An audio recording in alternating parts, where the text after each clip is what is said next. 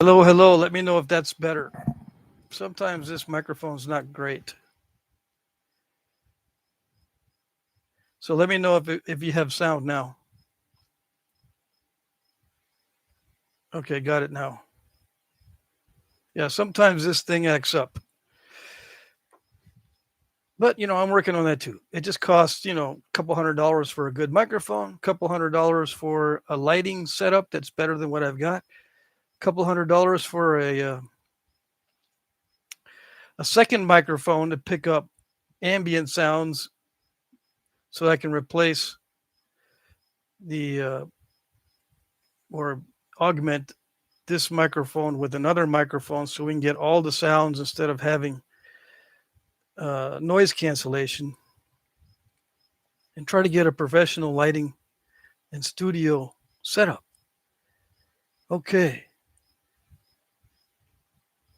Yeah, I'm starting in the shop today. I moved everything in the shop. So from now on, I'll be doing the live streams from the shop.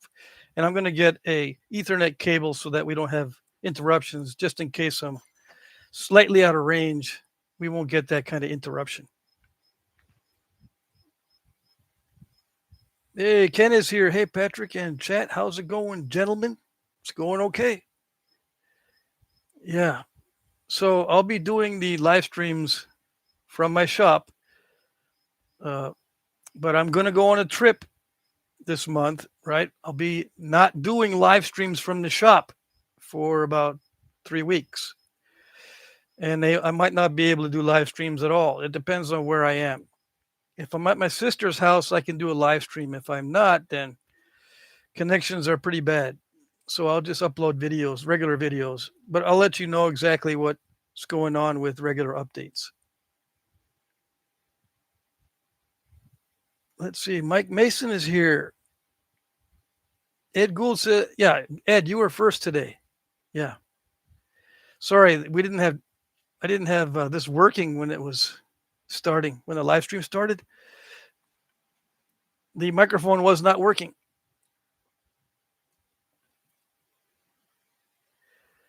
You don't look fuzzy today. That's because I've got sunlight. Sunlight's coming into the shop. So it's a little bit better. I can stand the sunlight better than I can those big lights that I have.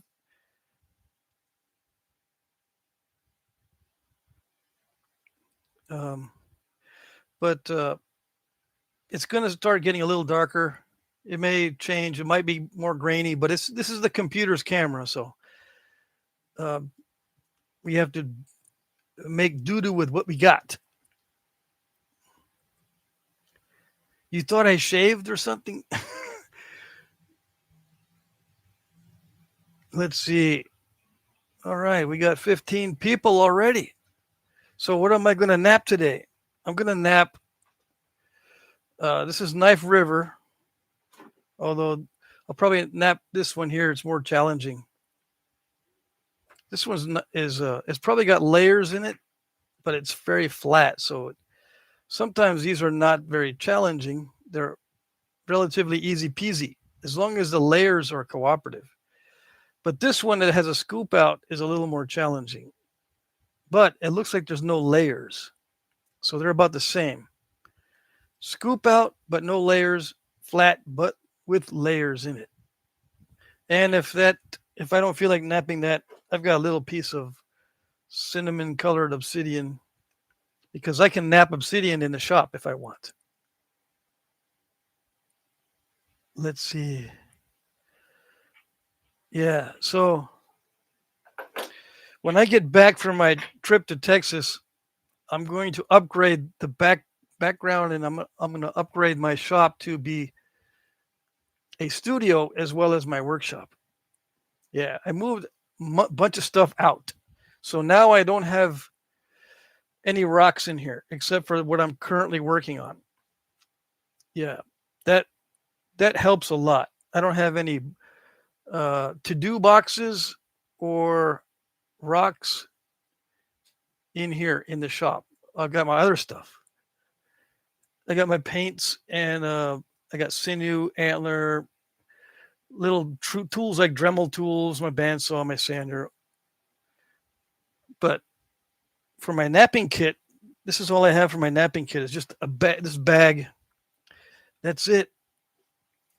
And this little bin that I'm sitting on. That's the only napping tools I have in here. So it's pretty clear. I'm excited. I'm excited for the future. When I get back from Texas, I'll be doing more live streams from inside here. But let's see, today's Wednesday. I'll be doing today's live stream from the shop, Friday's live stream from the shop, and Monday's live stream from the shop.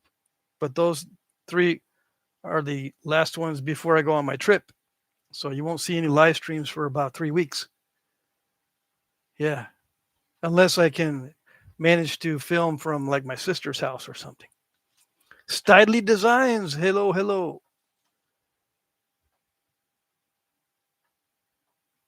Kiefer's. Did the acorns drop this year? Yeah, we got a bunch. There's not many oaks here on this street, but the street over, one street over, there's a bunch of acorns. Yeah, and I've been riding my bicycle, so I can hear them crunching. And at first they were all solid and not broken into, but now they're shattered everywhere. So the squirrels have found them and they've been eating them like crazy and just leaving the shells everywhere. Yeah.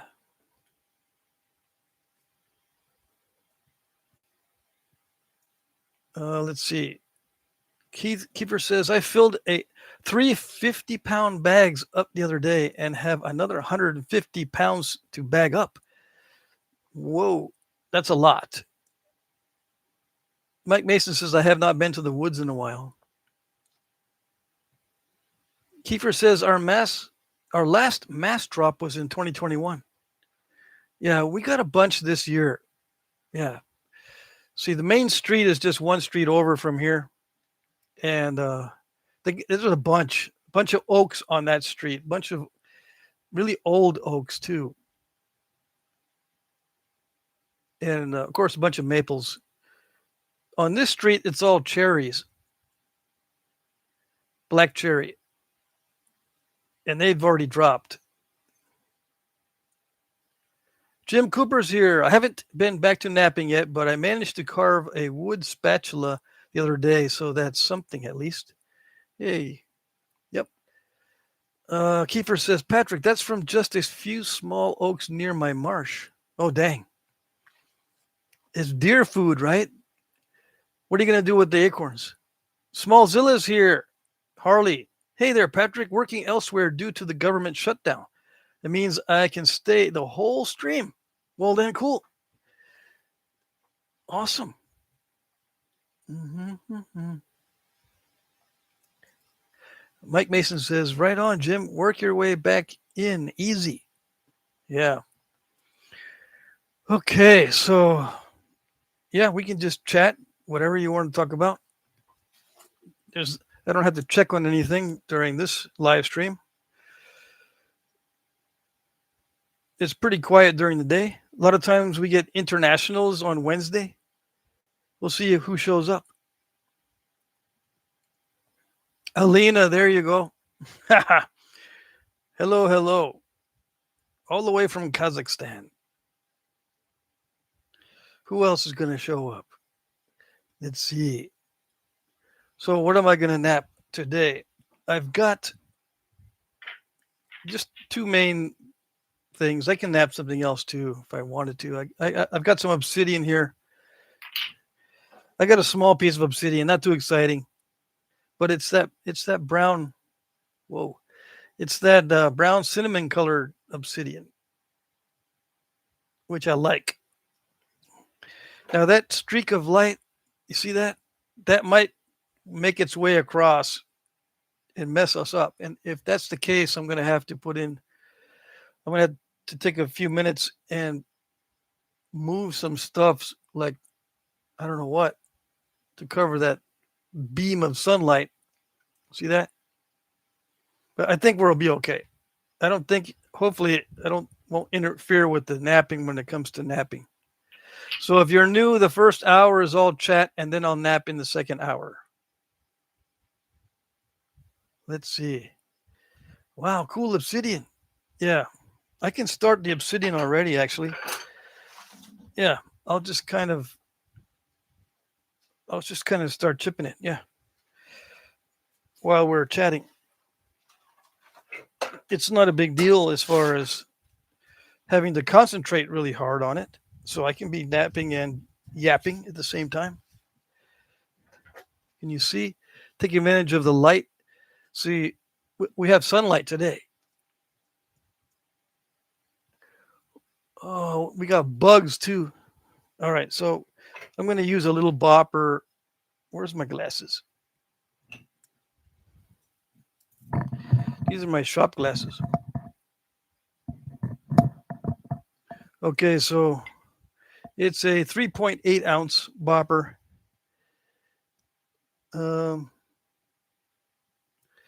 Let's see.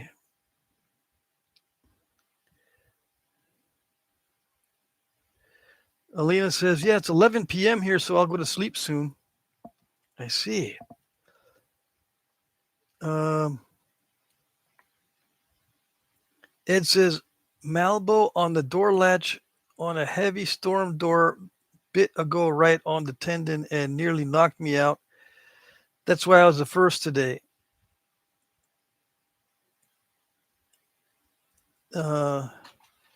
And your conversation got cut. Mikael, hey. Let's see, who else is here?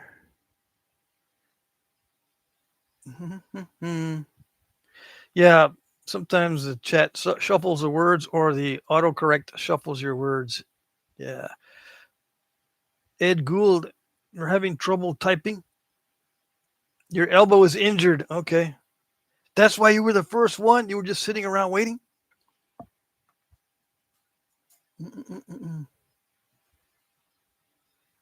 Mike Mason said, rain would be nice here. Pretty much didn't get it this summer. Yeah, we didn't get much rain either.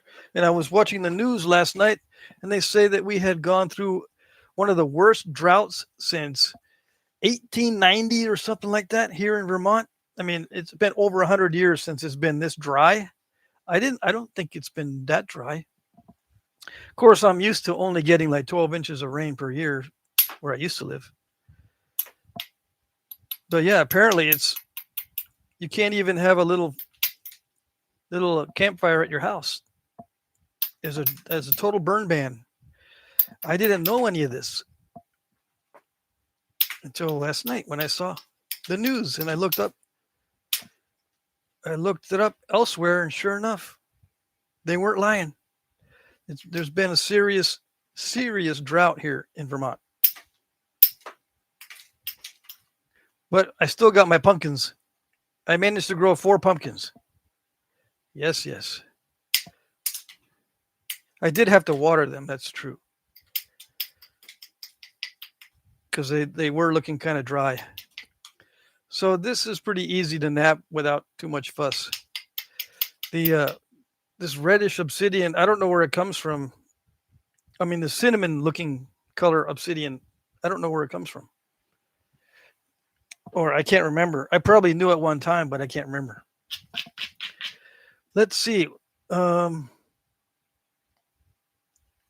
says, which state again, Mike? New York? I like the rain, but it rains 60% out of the year here, sometimes more, so it can get old. You must live in the Pacific Northwest, Ken. I can't remember where you live. Alina says, I tried to find fiber optic glass at my usual marketplaces, but there's no chunks for Flintknapping. Only something for nails, which knows what that is, and threads of glass fiber for cars and walls. I see. Mike Mason is in Illinois. Illinois is going through a drought too. Keith says, or Kiefer's, we had a good amount here in Maryland on the East Coast. Oh, okay. So you're lucky. You're not that far from me, but we hardly got any. We did get rain, but it wasn't like a soaking rain. Whenever it rained, it would just kind of drizzle and sprinkle, I guess. I thought that was good enough, but apparently not. Ken lives on Vancouver Island. Okay, yeah, on the West Coast. That makes sense. You guys are always getting a ton of rain. You're actually in a temperate rainforest. Is that what they call it? Let's see. Alina says, how to find it or where? I like colors. Maybe someone knows a marketplace in Europe or China because delivery from America is weird expensive. Yeah, the only thing I can suggest is bottles of different colors. I don't know how the wine bottles are in Kazakhstan. You might be able to find wine bottles that have thick bottoms, and they have various colors, various green colors, and those are always nice. Uh, what else can I think of? If you look at places that sell stained glass for making stained glass windows,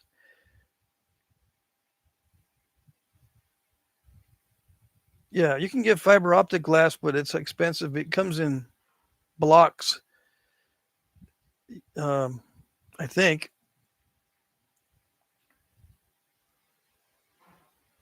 Ken says, yes, temperate rainforest. Good memory. Uh, yeah, when I run out of colored glass, I just look for wine bottles and bottles of soda water, glass bottles for soda water. They're usually blue or green.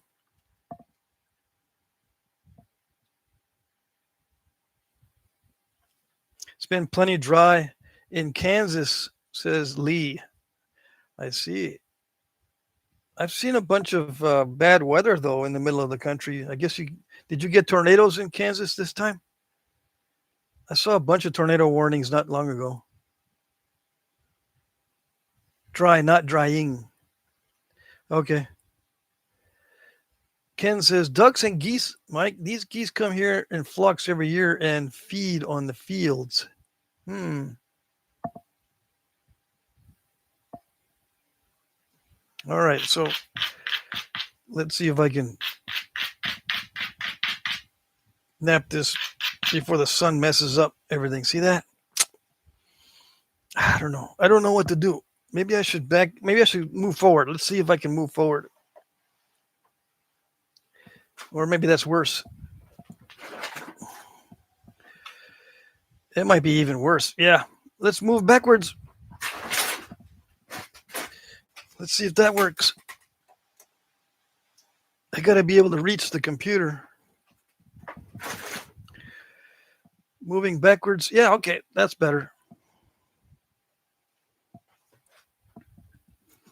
Yeah. Okay. So let's see. Lee says no twisters this year. We're worse in Oklahoma, where my boy lives. Yeah. My daughter lives in Arkansas. One of my daughters. She got lots of rain there. Tornado warnings all the time, but no danger from any tornadoes. But there was a lot of them this year. Luckily, the tornadoes, I guess, were in the rural areas and not in the major cities. You can see that dust. I got the fan blowing across. It's way too hot still in the shop. It's like 85 degrees in here. Yeah. I got a thermometer up on the wall. All right, so this is a little bitty 3.8 ounce solid copper head bopper. It's not lead filled, and I'm experimenting with the solid copper nowadays. Yeah, nice. These little boppers work pretty good, and they should last me a while. And I'm not afraid to grind these down on my sander. Yeah, I'll wear these down to a nub, probably. So yeah, these boppers work pretty good. Yep. I got to make sure I don't scoop this out though. I got to be very careful and take only little bits, just enough. Now you got to be careful with this type of strikes because it can cut the whole thing in half. Let's see. Ed Gould says you used to hunt geese a lot. Mike Mason says I've always wanted to crossbreed the Mandarin ducks with the wood ducks. Hey, Matthias Melander's here from Denmark. Awesome. Very good. I think I still have something I want to send you, Matthias. I've got some rods, copper rods, and an aluminum. See, I'm going to send you something like that. I think I'm going to send you the 3/8 and the 5/16. Before I go on my trip, I'm going to try to mail that out to you. Let's see. Lee says I probably wouldn't work well. Okay. As far as the crossbreeding the ducks, Lee says it probably won't work. Would sure be pretty if it did, though. Yeah, I know nothing about breeding ducks. All right, so that was a good strike. I normally don't use little boppers, but these work. I think I like these. I don't know why. I think it's because they are compact, and I'm not afraid to grind these down. Yeah. Yeah.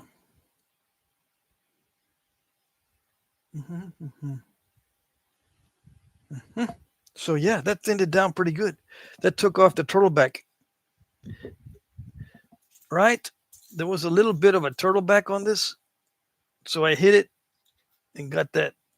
I usually try for one or two of these big old flakes on each side. This one doesn't need it. It's already kind of scooped out, but this other side needed it. So I try to knock off a turtleback. I set everything up and intentionally leave a turtleback in the middle and then one flake or two flakes to remove it. That's what I like to do. Now, whether it actually does it or not, nobody knows what's going to happen. Yeah. You can decrease your chances for failure, though, with practice. The more you practice, the better your chances. But it's a game of risk. Flintnapping is a game of risk. Yes, it is. Lots of risks.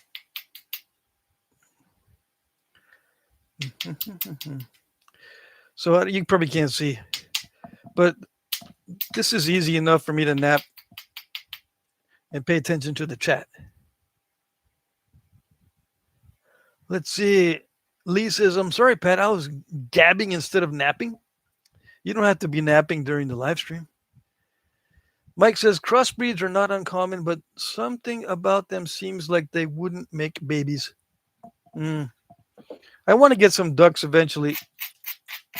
If I ever buy property up here, I got to make sure that I'm able to have a pond on the property. I want ducks. Yes, I do. I think ducks are cool. I do want deer also, but the deer fencing and to control the parasites and to control the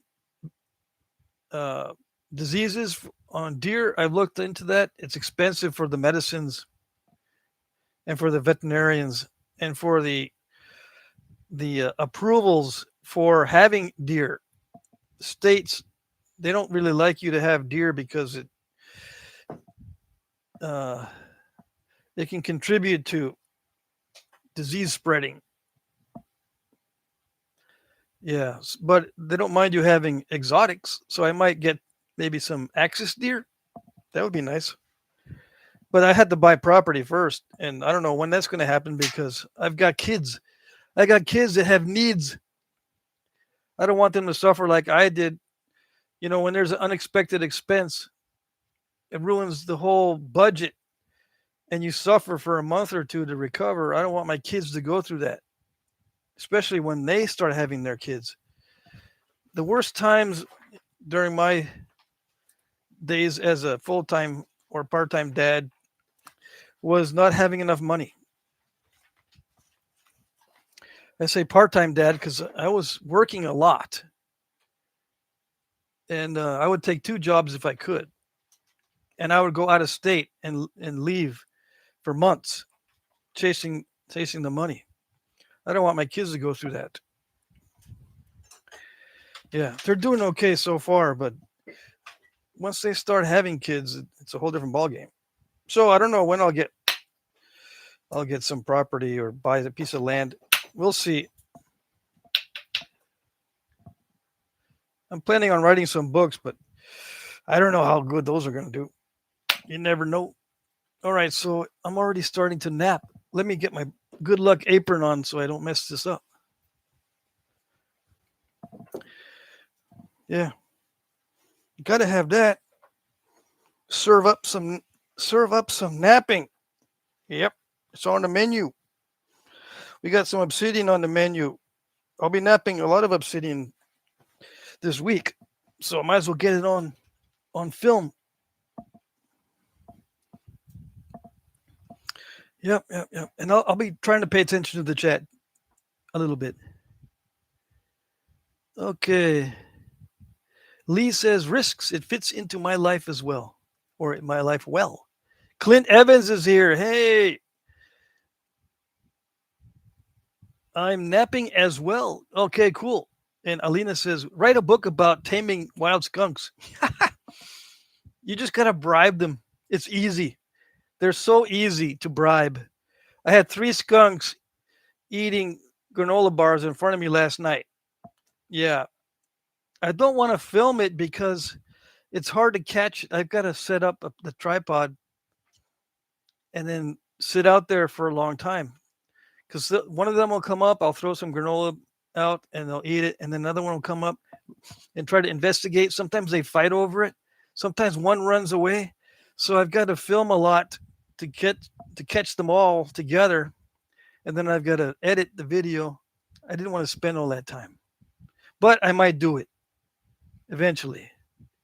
It's not that difficult to get skunks to know you, especially if they come around as babies. So if you want to know how to tame the wild skunks, you just start when they're babies. Yeah, that's the easiest way. And they're not afraid of you when they're little babies. They actually will get angry at you and try to bully you. So what are you doing here? Get out of my way. I'm walking here. They go, I'm walking here, dude. But then you wave some granola around and get it in the air, and they go. They start. What's that? It's magic scent. It's like Bugs Bunny in those cartoons when that magic scent will come through the air. It gets to their nose and they start floating. They float to follow the scent. That's what skunks do, and they'll float right up to you, pretty close. You don't want to get them too close, and then throw the granola bars out or whatever they like. They also like chicken cooked. They like cooked chicken. So if that scent goes in the air, they'll come. Whoa, that's good stuff. When they're little babies. Now when they're older, they're a little more cautious. Yeah, if they're not used to you from the time that they're babies, they don't come up to you. They just kind of stand there and they look and see what's going on. They won't come up and grab it. But they're so easy to tame. You just got to watch. I'm lucky I have not been sprayed yet. You just got to watch their mannerisms. They'll tell you when they're irritated. Yeah. Or when they're scared, they'll let you know. They're emotional. The skunks are emotional. You can tell when they're angry. You can tell when they're hungry. You can tell when they're anxious or when they're afraid. They have emotions.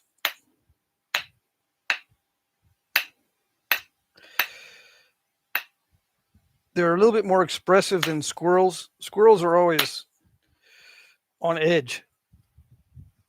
Yeah. Squirrels don't do anything chill.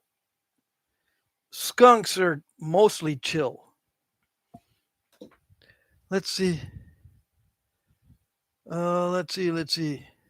Clint Evans says, hello, Patrick. I'm napping as well. Let's see. Ed says, the land I just sold in South Dakota had whitetail, turkey, mountain lions, and a few squirrels. Oh, dang. Alina says, it would be popular. People love easy recipes. Mm-hmm. Ed Gould says, we had over 110 acres left after Dad died. Oh, dang. Wow. Mike Mason says, Pepe Le Pew, when he sees a cat with a stripe down his back, such an odd cartoon they made us watch. No, it was funny. I love those cartoons. Yeah. I thought it was very funny. Yep.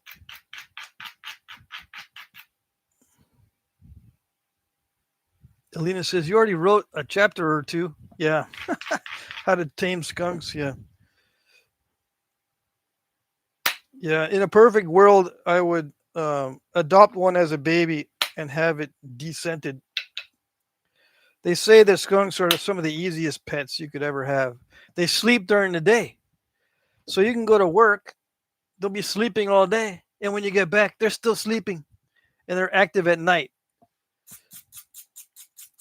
So you just leave the food out for them at night and they do their thing. And you're home, so if they get into something and they get into mischief, you're there to clean it up if they make a mess. Of course, they'll wake you up just like little kids. But they say that the skunks are the easiest pets. Yeah, they don't need much attention. They don't need much food. I think they just need a corner set up for their little bivouac. They'll sleep in a little box or whatever. Something like that. You can get as fancy as you want, but all they need is a little box. They don't scratch up the furniture like cats. They don't jump on top of things. They can't climb very well. They don't open doors like raccoons. And they're tiny enough that you can pick them up and move them if they're in the wrong place. Yeah, you're not supposed to be here. And then pick them up and move them. Easy peasy.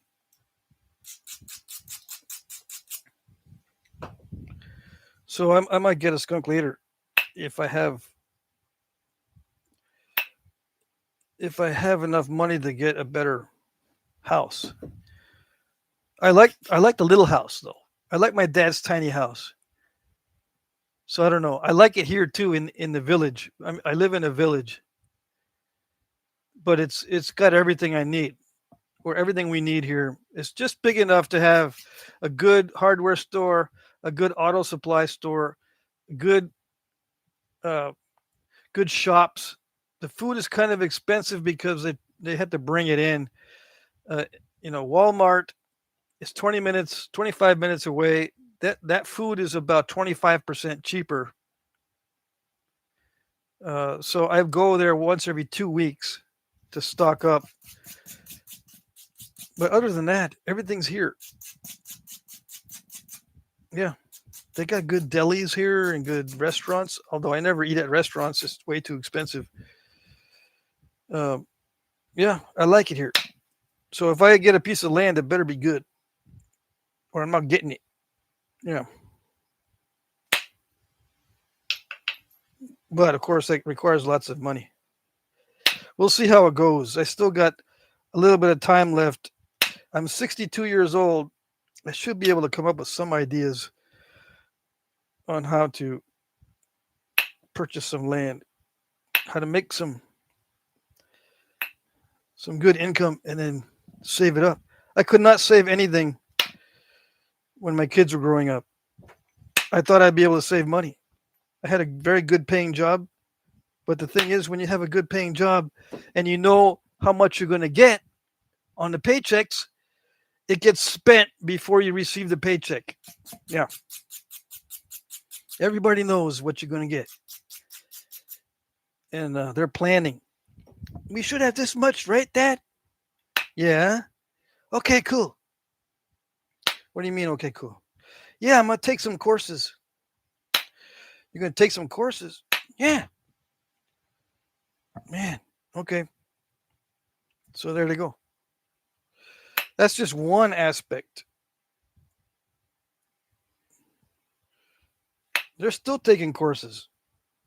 Yeah, they're all adults, but it doesn't stop when they become adults. They still need occasionally help because they haven't completed their school yet. Secondary education is a thing.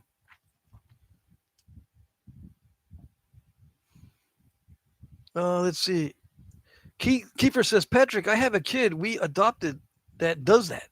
I see. Sleeps all day and most of the night. Your kid that you adopted, are you talking about a child or a kid as in a like a goat? Let's see. Ed says it backed up to Black Hills National Forest on one side, oh, his property or his ex property, and the interstate highway on the other. This sounds good. Alan Cole is here. I'm pretty tired. I got off work 5 hours ago. I might fall asleep. No problem at all. Mike Mason says, Ed, you should have been panning for that Black Hills gold. That would have been interesting. Mike Mason says, start a new farm, Patrick. Make the land pay for itself. Yeah, that'd be awesome. I would love to do that. A bee farm? Maybe. Yeah, I just don't want to have too many things that will lock me into one place and not allow me to travel. I want to be able to travel at least twice a year or have like 2 months in the spring and 2 months in the fall where I can just go wherever I want and not have to worry about animals on my farm that need to be taken care of. Like ducks, I think are pretty good by themselves. They can fend for themselves for a couple months at a time. I can even stock the pond with fish and they can fend for themselves. I can put a feeder out there and it'll feed the fish, uh, that kind of thing. But I don't want to have like chickens that need to, had to gather the eggs all the time. Although that I would love to do that. I don't think I'll have time for that. And I just want animals that can forage for themselves for a couple of months. So I know deer can do that if you have enough growing for them, and animals like that, and descented skunk on the property. They fend for themselves. They eat grubs and all that. Let's see. Oh, Kiefer says he's 18 years old. He or she. Yeah, Jim Main says the more you make, the more you spend. That is the universal law, yes. Alina says, grow a dragon. They know how to save money. Hmm.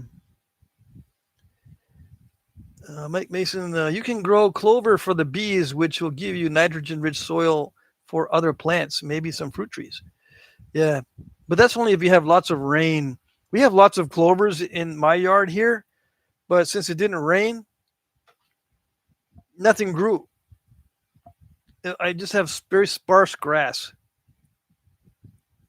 The Homestake Gold Mine held all the mining claims.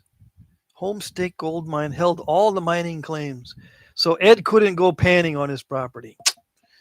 Matthias says, I found a new point on Saturday. Just posted a few pics in the community. Pretty rare triangular point. Awesome. Cool. I'll look at that in a minute. Jeremy says, I raised ducks for about 2 years and I may have bought 3 bags of food. They were free range. That sounds great. Perfect. I want to get those ruined ducks that look like mallards. Those are the ducks I want. And maybe some egg layers. But ducks are seasonal egg layers, right? They're not, well, they can be. Some of them are regular egg layers and some are seasonal. I wouldn't mind having seasonal egg layers.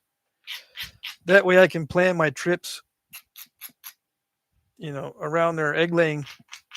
That'd be all right. But I want ruined ducks, the ones that look like mallards. That way I can get some feathers that look like mallard feathers.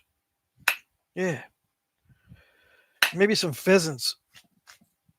I don't know if I can have free range pheasants though. They might just fly off. I would have to have a big area for the pheasants to fly around in, with those nets. I've seen the pheasant farms that have those big old nets that they cover the field with. They put posts every so often, like 20 feet apart, and they just put a big net over the whole property. Let's say it's like a half acre for the pheasants to roam around in and stuff. That's a lot of netting, yes, but you can grow like hundreds of pheasants that way, and they don't fly off. They try to and don't get very far. And the predators, like the hawks and stuff, they can't get through that bird netting. And if there's an occasional fox or two that comes through, the pheasants, as long as you provide perches, I guess, they can fly up on the perches and the foxes can't get them, or other predators. I was looking into it for a while, thinking that I might be able to buy a piece of property up here in Vermont, because the land is not that expensive. But in the time that I've been here, in the past 3 years since I've been visiting and so forth, the property values have doubled in the past 3 years, and the land prices have almost doubled. So that's out of it. That's no longer easy. Anyways, so what am I doing? I'm just thinning this down now. You can't see, and the sun's bugging me. Yeah, there's always something.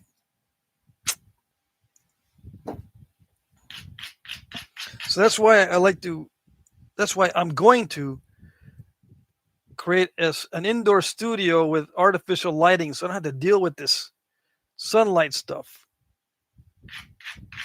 And when I build a new shed, it won't have these little cracks in the walls and stuff. Because right now, what this is happening is the corner of the shop. It's a plastic shop. This is plastic. The sun is beating always on this corner where the lights coming in, and it split the wall. So it's got a gap about a half-inch wide or so. Right there, and the sun's coming in through that gap. Now, if I have a proper shop, the sun's not going to come in like that in weird ways. Let's see, what do we got going in the chat? It's getting away from me. Let's see. Let's see. Kiefer says, I adopted 3 she's, so 3 kids. Do they all sleep all the time? Mike Mason says, no money, no problems. No problems. Oh, mo money, mo problems. Ken says, a crimson and clover, yeah. Ed Gould says, I found an old purple whiskey bottle, Henor, by an old saddle up on the mountain, not close to anything. Like the guy was shot or something and slid off with his saddle and whiskey bottle to die. Oh, dang. That's not a good thing. Tried to find it again and never did. Someone else might have picked it up. Jeremy says, Pekin and khaki Campbell's lay year-round. Okay, yeah, I've heard about the Peking ducks. The khaki Campbells, yeah, I think I've heard about those too. Those are the ones that are upright, that walk like they walk upright instead of walking like this. They walk upright, pretty much. Those are kind of cool. The khaki Campbells, I think they stand up straighter than normal ducks. Normal ducks are like, their backs are low. With some ducks walk with their backs upright. Right? Am I getting close? Brendan says, howdy, howdy. Glad you could make it. Let's see. Ed says, my neighbor has 1 mallard, and every morning he's outside my window wanting us to turn on the sprinkler. Well, turn on the sprinkler. Let's see. Ken says, "Oh, oi, Brennan." Mike Mason. Oh, I've thought about this, Khaki Campbell's. All of the eggs are fertile. You'll be in the meat industry and egg industry in no time flat. Jim Bain says, I posted an old nap-in flyer in the community. I thought it was neat. Okay, sweet. I'll check it out. Let's see. Ed Gould says, there's a story I read that could be this saddle. I don't know. I don't know what to say about that stuff. I know nothing about horsemanship or anything like that. I did have a horse, and I did buy a saddle, and I refurbished the saddle, and I bought the bit and the bridle and all that kind of stuff, and the blanket, and I used to lead my horse around with the kids riding on the saddle. I never rode my horse. I had my horse for 2 years, and I just took care of him, and he was on someone else's property. They allowed me to keep him on their pasture. It was a 2-acre pasture, and I had to every night I would move his. I would how do I say this? He was on a rope, right? It was like a 30-foot long rope, and I would stake it to the ground, and he would eat the grass in a circle. And he was pretty good about not getting tangled up. So every day I'd move the stake so he wouldn't roam the whole pasture. And it worked out for 2 years. And then we had to move, and I had to sell him. But yeah, the kids would come over, and at that time I was building a kitchen, a commercial kitchen, because my friend was a caterer. He had a catering business, so I built them a kitchen. He paid for the materials, and I provided the labor. And my horse was on that property. Yeah, it was cool. So I got to know horses as far as personality goes, but as far as horsemanship and how to ride and how to train a horse and all that, I don't know anything about that. I just know what their personalities are like. Yeah. And I found out that horses are bullies. If you let them, they will bully you. You have to be always on your guard and always dominant over the horse in order for him to do work. He or she, the horse, in order to do work, you've got to make sure that you are the boss. Let's see. Jeremy says, actually, that's an Indian runner, Khaki Campbell. It looks a lot like them, but they're just a regular duck, but brown. Okay. So the Indian runner, Khaki Campbell, is the one that's upright. Okay. Ed Gould says, a bank robber there got shot and was heading up that way in the 1800s. Hey, Sal's in the house. I'm here, but driving, listening though, through the truck radio. Awesome. Let me know if the reception is still good. It looks like we're not having any problems with the reception in my shop, which surprises me, but it's great. I'm glad, because then I'll be able to film these live streams from the shop. Right now, I got sun interfering, messing with me, so I'll wait till it passes before I start napping again. But I got this obsidian little biface done. I forgot to measure this piece before I started. I did not lose much length or width. And it's very nice material to nap. It's a little bit better than mahogany obsidian. Mahogany obsidian sometimes can be very snap and halfish and unexpectedly dives in, but this did not unexpectedly dive in with the flakes, and the edges don't crush very much, so it's a pretty high grade obsidian. I like it. Yeah, it's very glossy too, so it's sweet. And I usually default to this shape because I can make just about anything from this shape. Yeah, it still needs a final thinning.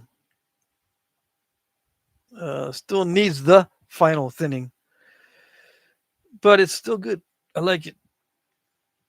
But I'll wait till the sun goes a little bit further to the side because even backing up or moving forward, I can't get away from the sun beaming in, and it would take a big old curtain across this whole front to get rid of it. Yeah, but I can't wait till I can build a proper shop. I don't have to deal with this, and I can put in a door or a couple of doors where the natural light can be let in on a side of the shop that's not facing the sun. Like, it'd be nice if I could have a window back here and then flip this whole situation around so I'll have sunlight, but it'd be indirect light. But I can do that once I build my own shop. Yeah. All righty. Let's see.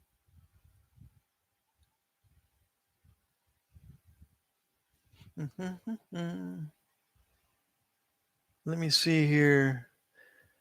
I'm not going to read all of that, Ed. I'm sorry. Hey, John Turner is here. Hey, guys, I'm just listening in. Awesome. Ken says, hey, Jesse. Yeah, say hi to everybody.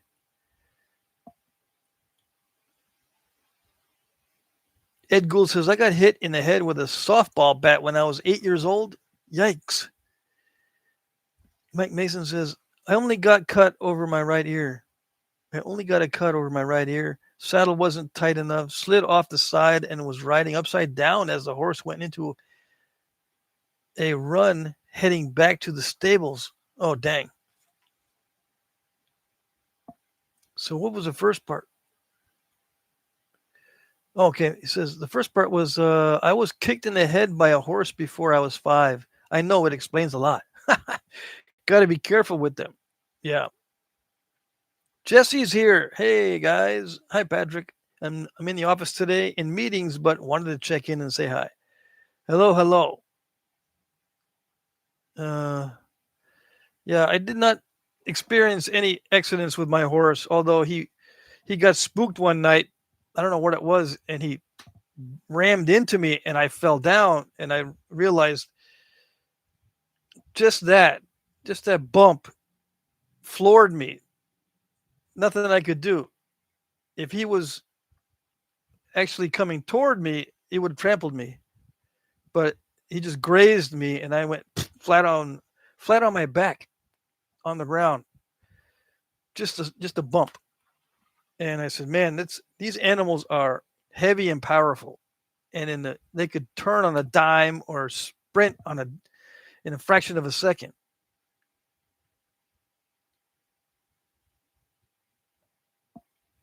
I'm trying to remember what spooked him. Maybe somebody going by on a motorcycle or something, because he was very jittery. His name was Jitters. Whenever something would go by that he wasn't familiar, as far as hearing, he's very sensitive. He was always checking out what all these sounds were constantly. And if there was any kind of sound that was off, he would get nervous.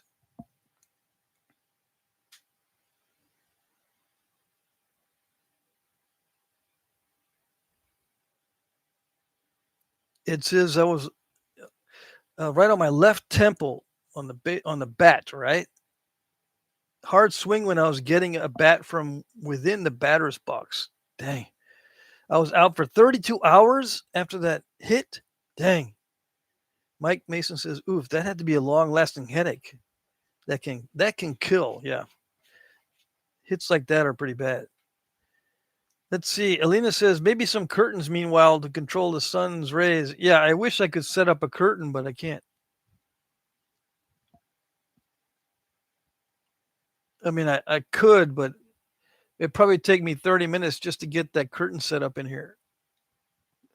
Because I got my shelves right there. I would have to screw in something into my shelving unit and then screw in something over there on the door and then hang the curtain.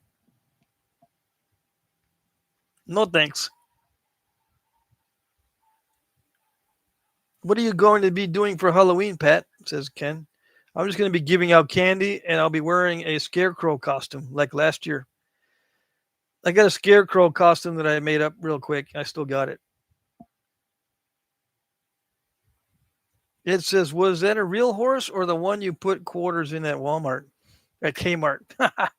No, I had a real horse. It was a quarter horse. And the original owner couldn't take care of him. So I said, hey, man, you got $300. He's yours.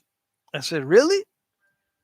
Yeah, I was going to sell him for 500, but no one took me up on it. I said, yeah, I'll buy it for 300. Okay, sweet. He was a gelding, right? Sterilized quarter horse. He was, I can't remember. I think he was just under 13 hands high. I can't remember exactly, but he was easy to take care of as far as the size goes. And he didn't eat all that much. Let's see. Ed says, I was sitting in a saddle on a stock rack and roped a marker post going down the road. Ripped the rack off my truck. I was still in the saddle. Huh. Kiefer says, my oldest brother got kicked under the eye because he got hung up on the rein and dragged on Christmas, either 1969 or 70. Oh, dang. Alina says, I used duct tape in a useless piece of cloth. I threw out all my useless pieces of cloth. Yeah. I do have some towels. Let's see. Maybe I can throw a towel up there. Mm-hmm. That's an idea. Okay, let's see.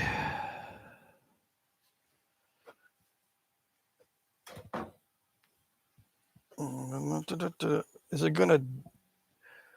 Let's see. Hold on a second. I might be able to make do with what I got. Okay, come on. Hold on.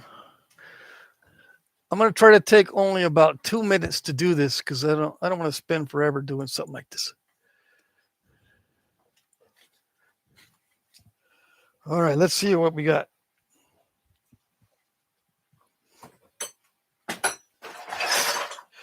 I stepped on my tools. Hold on. And I have a bunch of templates. I stepped on my stuff. So I got a whole bin full of templates, different sizes of stuff. And I just messed it up. It's all over the place. See what you made me do? And all my little tools all over the place now. A bin of little tools. But I think we got rid of it. Yeah. All right. So let's get back into it. It's already time anyway. I think that'll work. As long as the wind, if the wind doesn't blow, I think we're good.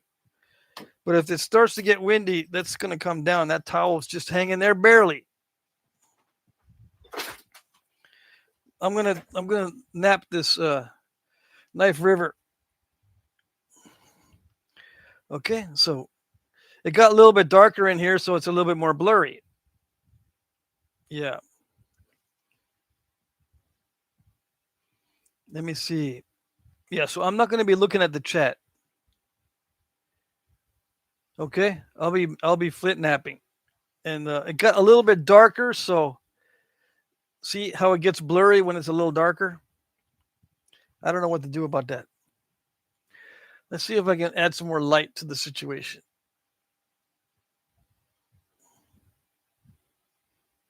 Yes. Yeah, that works a little bit. It's just right on my eyes. Let me angle it down a little bit so it's that light's not right in my eyes. Yes. Okay. So I'm going to switch to a larger bopper, the 5.3 ounce. See how that works? Let's see, I can dim that light a little bit. Yeah, if I dim it though, look at that. It's all blurry now.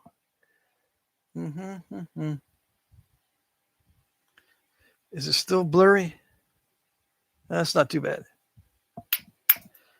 All right, so 5.3 ounce bopper, and then I got another one, 8.3 ounce. Yeah, I'll be using those two. Okay, all right.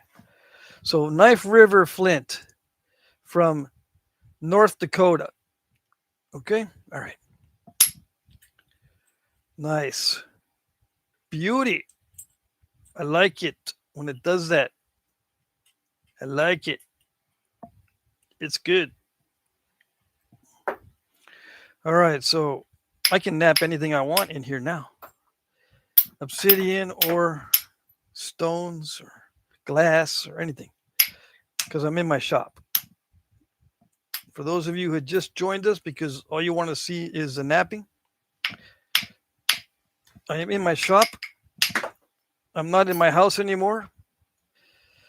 It was getting way too dusty in there, for one thing. Another thing is, it takes me forever to clean up in there.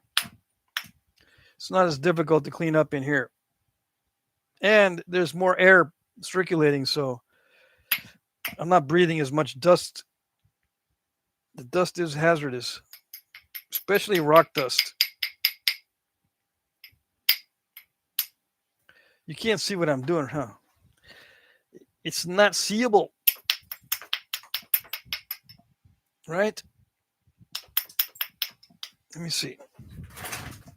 We'll get this figured out eventually. Yeah. Okay, so how does it look? It looks kind of wonky. What is the length and all that? Let me see. You made me step on my tools, so I can't see where my tools are. The length is almost 4.5 inches by 2 3/4. Perfect size. It's the size I like to work. I don't like working big nodules, but I do have big nodules. I got stuff like this, right? What is this size? This is a big piece of Texas rock. If we can get rid of the glare, it'd be good. So a big piece of Texas rock. This one is 9.5 inches. I can nap this, right? I'm sending this one to Jim Cooper. Yeah. So I'm not going to nap this. I'm sending this to Jim. Right? Yeah. And a couple other things also. I'm not going to nap that. Heck with that. No. I'm not going to nap those big pieces no more. All right. If you want to see big pieces, go to Gulf Coast Knapping's channel. Yeah, it seems like he's doing very well. I lost some length. Dang it. See that? No, you didn't see that. I was hitting to try to get rid of this mass, but I ended up taking a lot of a tip off.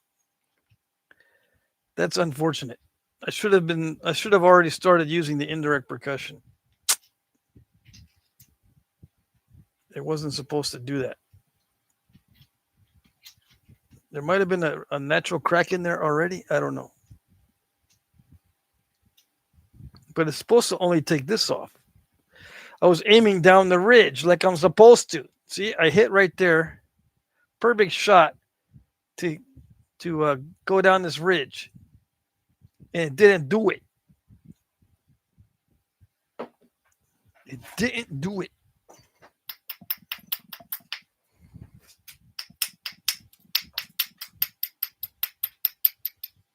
Let's see. Yeah, I'm supposed to do that. See that? See, I hit there to go down this ridge, and it did it. Without scooping too much this way. It does go that way a little bit, of course, but it didn't scoop it as much as the other one did. What's the length now? It's probably better now because it's probably under 4 inches. It's right at 4 inches, 4 1/8. Perfect. Okay, so let's do some real thinning now. So far I've just been trying to shape it. Now I'm going to knock off some of these fat areas. Yeah.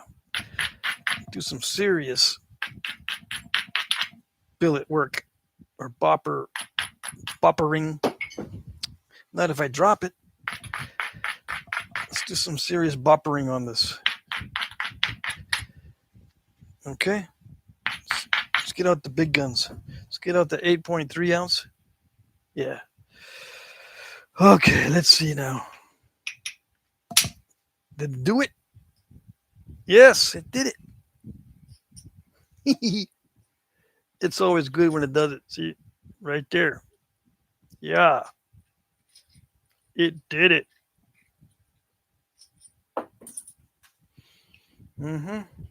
What else can we do? That was the low-hanging fruit. That was the easy one. I don't know what else to do. So if I don't see a good opportunity, I've got to make one. Where do I make a good opportunity? I don't know.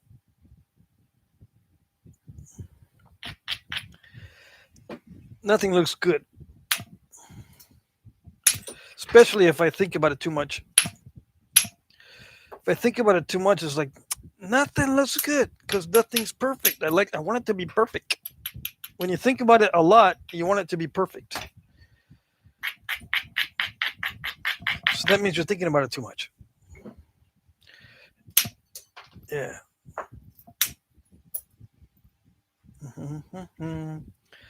I don't know. That's tricky because it can blow off the base of it. See, something like that. I'm hitting way above center line to get rid of a mass, just like I was trying on the tip. This time it worked. It actually went in the direction that I hit it. The flake cooperated, but it's risky. Yeah, it could have, instead of going into the piece this way, it could have gone this way and taken off some of that, just like it took off the tip. But luckily it didn't.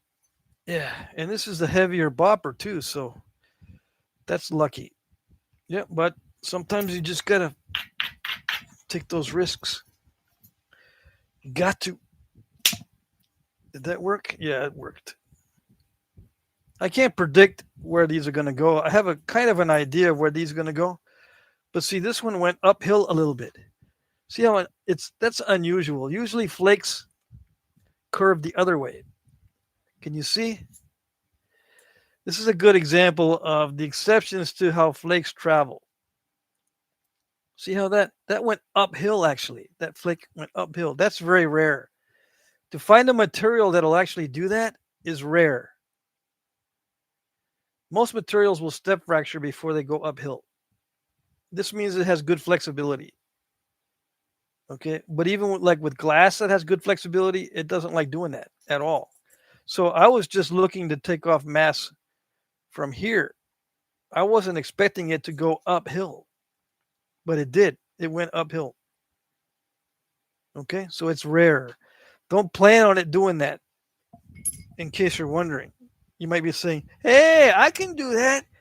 Let's just try to do an uphill strike." Because I saw it one time on Jack Crafty. He did it. So that means I can do it 100%. No, do not depend on that. I'm surprised it did that.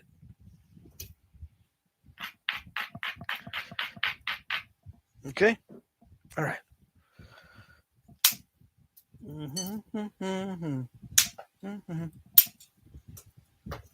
Yeah, it's acting nice. It's behaving. I'm not going to take it for granted, though. I'm not going to try to do shortcuts and try to do stuff that I normally can't do. Just because it was nice to me doesn't mean it's going to stay nice. That's what I normally should do, yeah. So, again, I'm hitting above center line. See where I hit? I hit right up here. That's above center line. See that? How thick it is right there? But it's still, if I hit mostly downward, it can still scoop out that piece. And it did follow a ridge. Where was it? There's kind of a ridge there. It's not that great, but it's still kind of ridgy. So I took that chance. Okay. You'll see when I'm doing this on a first person view, you'll see this better. But I'm depending on the ability to scoop that to be able to send that flake in. Yeah, I'm using the scoop out ability to send that flake. I don't know if that makes sense. It'll set me up for some other flakes. Because when you scoop it out, it creates two ridges pronounced on either side. See, that's the one I scooped out just now. But see those two ridges? I can send flakes down those two ridges if I want. Okay? That's also kind of how you set up a Levallois flake. So if I can hit this and maybe get a Levallois flake to be removed from the center here. Okay? But I don't know. I can hit there. It'll follow this ridge and maybe give me a good flake. We'll see. But I don't depend on those. Sometimes it works, sometimes it doesn't. And it's a hard hit. This one actually broke up into several pieces. It would have been sort of a Levallois flake. Where all these pieces, where do they fit? Is that it? Yeah, that's it. So I hit down here. It did go through the middle, but it broke up into pieces. So if it stayed together, that would have been very similar to a Levallois flake. But it didn't. They didn't stay together. So these type of flakes are not all that predictable. Just so you know. If you're having trouble generating those, it's okay because they're not that predictable. You got to make a lot of these types of points, just like anything else, to get predictable, or as predictable as you can, within reason.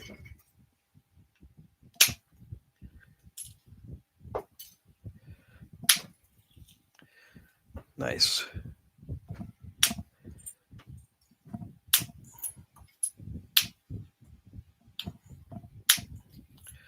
Yeah, if I think about these too much, I can't get this kind of flake. If I think about it too much. But now it's done. The first stage is done.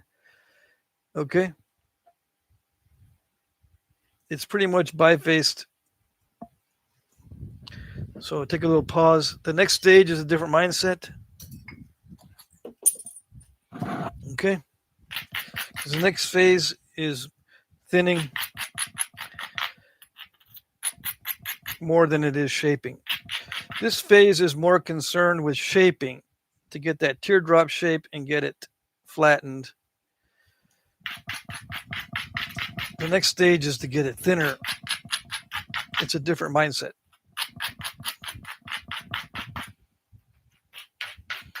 Who else is in here that joined us that I didn't see? JF Baird, you made it. Danny Moore is here.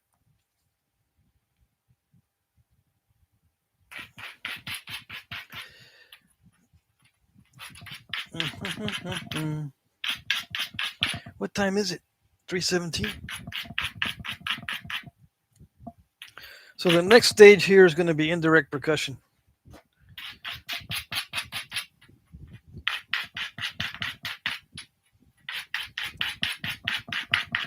And I'll be doing some videos at the Knapping that I'm going to in Texas. Yeah. And if I can arrange it, I'll try to do some live streams when I'm on my trip, but I'm not going to plan on it. We'll see how it goes. I have to play it by ear. I can also do a live stream at my daughter's house. My sister's house and my daughter's house, they have good Wi-Fi. Yeah. All right, so now it's the stage where I'm using indirect percussion to thin this thing down. And this is Knife River Flint, if you're just joining us from North Dakota. Yes. It is rare, yes. Some people have heard a lot about Knife River Flint,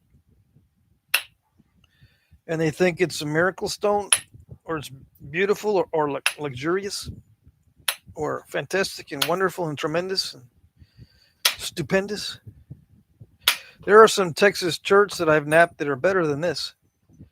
Yeah, and I just did one recently. It looked like Georgetown, but it wasn't. Okay, so Knife River Flint is good, but it's not the best. I don't consider it all that great as far as appearances, except the color.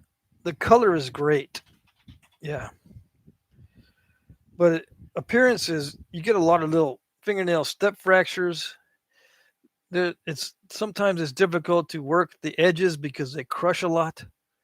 Sometimes it has internal cracks and issues. Like this might have some issues in it. This is part of the original surface. It comes in irregular nodules. I have not yet encountered much in the way of being more difficult in the center than it is on the outside. Usually the outside is what gives you trouble because of existing defects and stuff. The insides are usually pretty good. With Texas stuff, sometimes the interior is nasty. So there is that aspect that makes this a little bit more cooperative. But like I said, I've napped material that's better than this. And some of the Danish flint is better than this.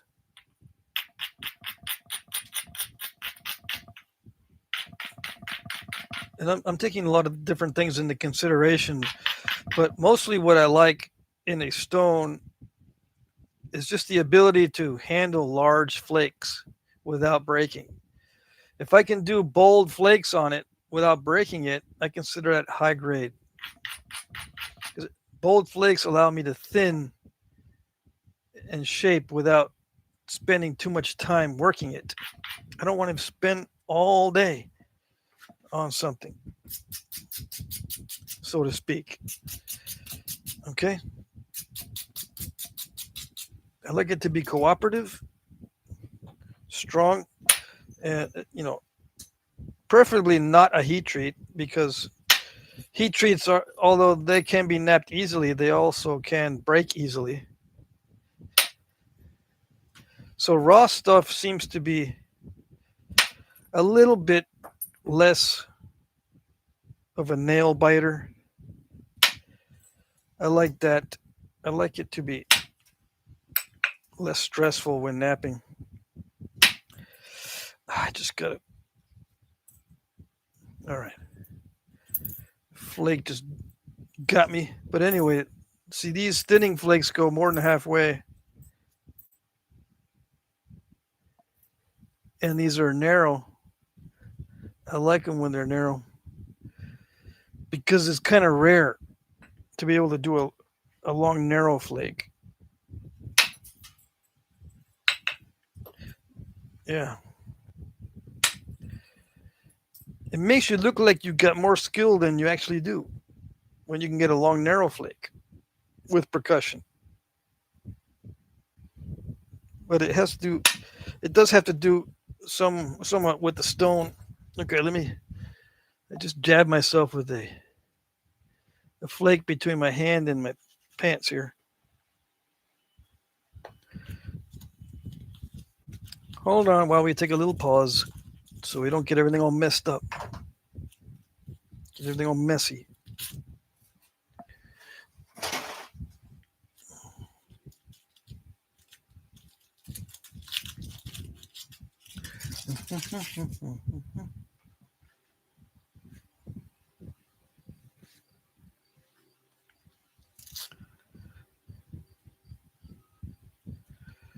Come on.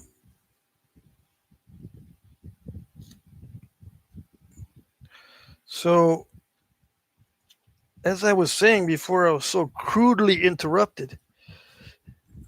It is kind of good to be able to get these longish flakes that are narrow. That helps when you want to try to get a nice aesthetic on a finished piece. Not all materials will allow you to do that. I don't know. I don't know the physics behind this stuff. It's the same technique. I'm using the same technique all the time. I'm not trying for these narrow flakes. It just sometimes they show up. Same technique. A different stone using the same technique won't give me those flakes. Okay? So it's not a different technique to get those. Sometimes it's the material itself. I'm grinding these the same way. Most of the time when I'm napping, it's the same way every time I nap, and it yields different results. Okay, all right. Depending on the stone. Sometimes it also depending on very subtle factors like getting plenty of sleep, which I did. I did get lots of sleep last night. It helps.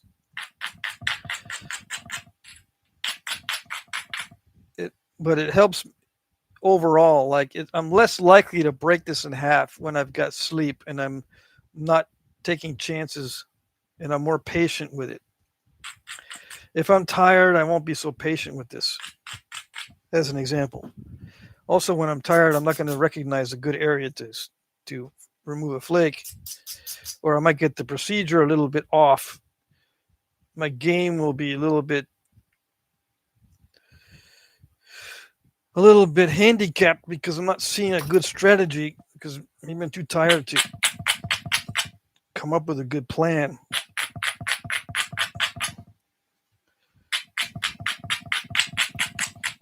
But anyways, this is being cooperative.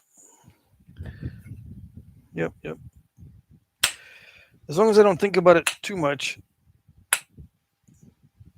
I should be able to thin this down pretty well. And there are some defects in here that I do have to watch out for.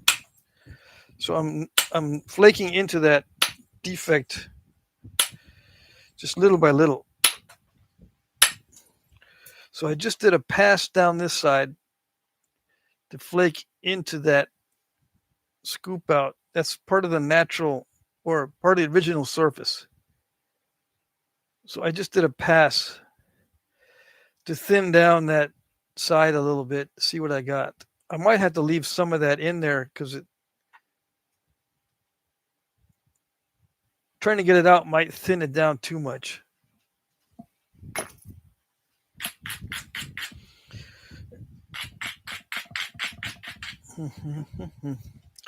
And the same procedure goes. I had to thin down the tip and the base, make sure that doesn't get out of hand. Like right now, after I did that pass, I noticed there's a bunch of material on the tip here. Okay. I got to get rid of that. I don't like having a bunch of mass sitting there on the tip. It became more noticeable as I made that pass down that side.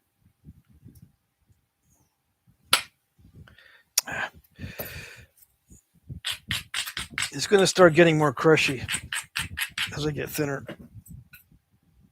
unfortunately.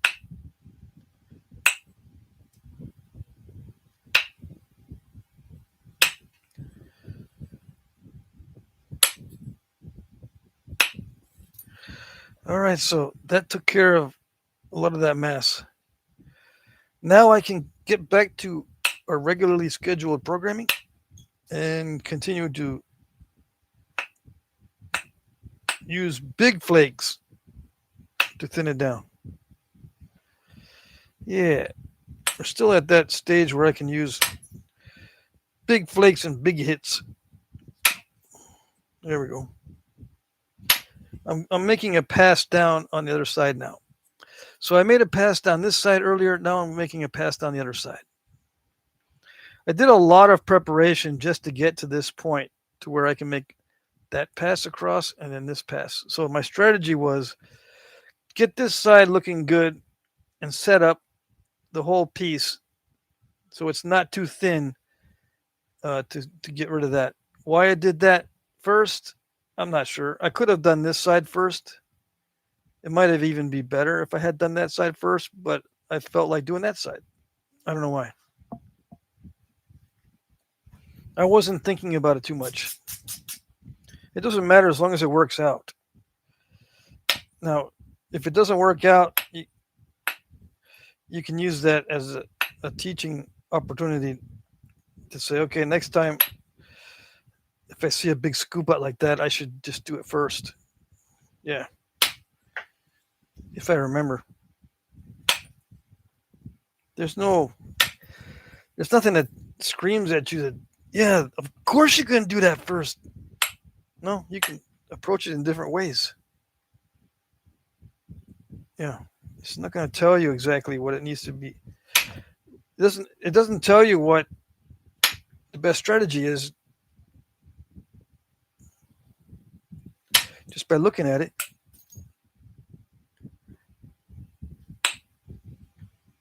It's not like other things that you do.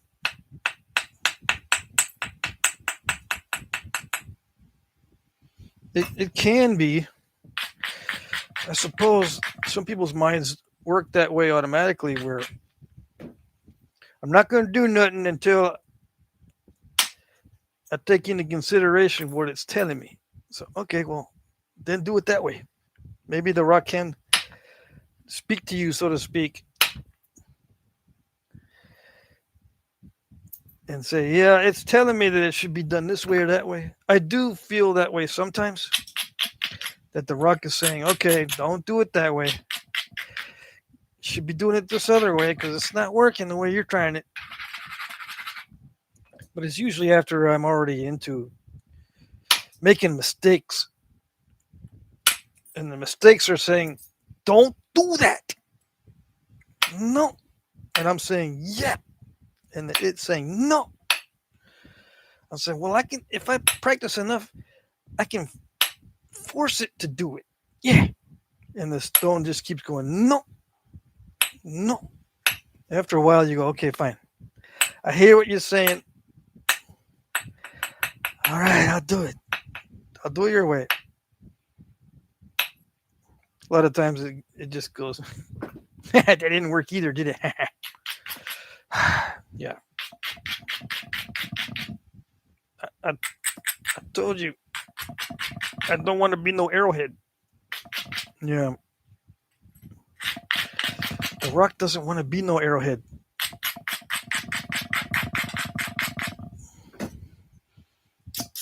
So that's why I don't listen to it too much. It always comes down to that.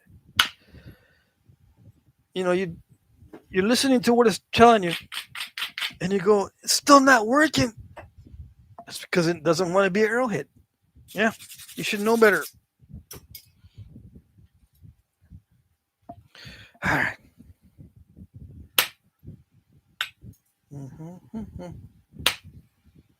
Man, it's getting crushy. Why does it do that? It behaves so well in the beginning. It's because it's getting really thin. See, I get these little crushings near the tip. That's not an internal defect. That's me. That little crush, this little crushed spot right there. I did it. That one I did. I'm not supposed to. That's a step fracture. and a crush spot. So I dug it out, but it left at least a little step remnant. I hate those. I get them near the tip a lot because I'm afraid to hit too hard and go all the way across because a lot of times it messes everything up. But, if it's just me, I'd rather have a little step fracture than no tip at all. Yeah. Yep. That's my motto. If it comes down to step fracture or no tip at all, I'll take the step fracture. I hate napping away the tips. Yep. Yes, I hate it. Especially when it's preventable. If you just live with the little mistake, dude, you could have had that tip. Yeah, I know. Dang it. Why do I want it to be perfect? Why? Yeah, because you're a modern human. That's why. All these points look modern. I wonder why. Yeah. They're made with such precision and such calculations. They're calculized. Yeah. We tend to calculize these things a little bit too much. They don't look like they used to look.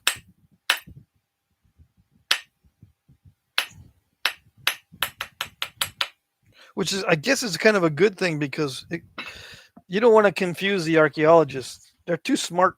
Yeah, you don't want to unsmart them. Yeah, they have a very good opinion of their smartness. You don't want to try to fool them or anything. Or not fool them. You don't want to try to confuse them by making stuff that looks like they used to make them. So there is that.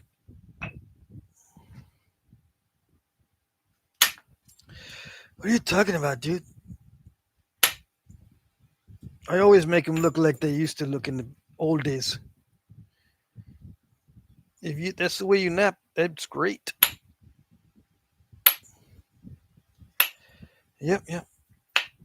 If they're not smart enough to figure out when they were made, they should not be archaeologists. No.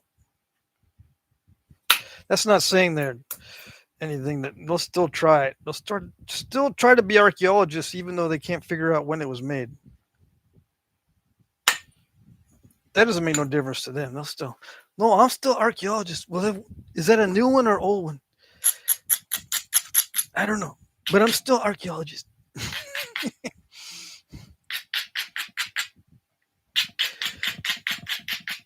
Why do I make fun of those guys?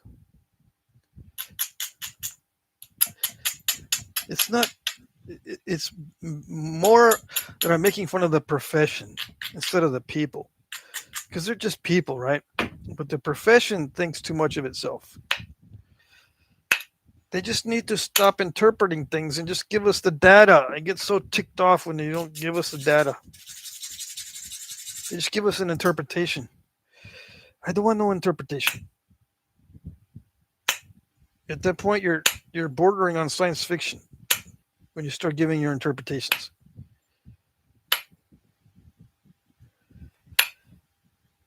Just the data is good enough.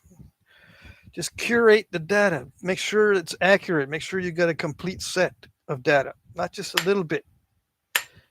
And don't ignore stuff that doesn't seem to fit the narrative. Yeah. That ticks me off too. Anyways, am I almost done? I'm almost done yet? Yeah. Can you see what I'm doing? Yes? No? Some people are just listening anyway, so it doesn't matter. I'm going to stop napping here in about 10 minutes so I can answer questions. Save up your questions. Who else do we got in the chat? I think we got the same old. Bill Hansen is here, right? He just joined us not long ago, it looks like.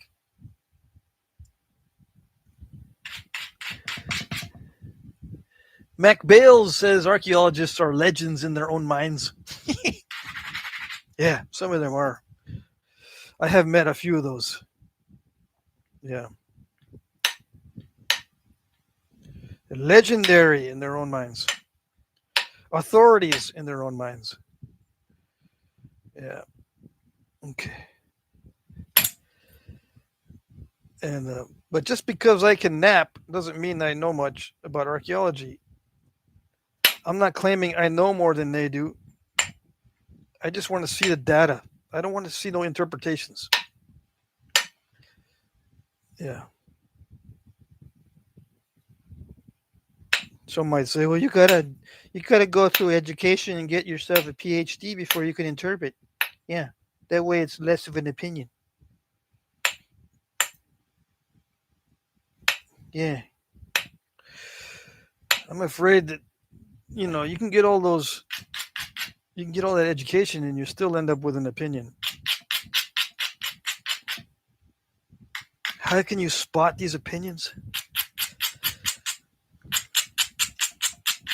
How do you know it's not really researched well? It's got to pass logic tests. Yeah. And some people might say, yeah, you're just a joker. You're a clown. What do you know about logic? Yeah. Well, being a joker and a clown doesn't mean I don't know how to analyze something logically. Or figure out that you left out something. What are you ignoring? You ignore such and such and such and such. What's up with that? Yeah. What is ignored? What do archaeologists ignore in many cases? Can I generalize here a little bit? Just to give you an idea.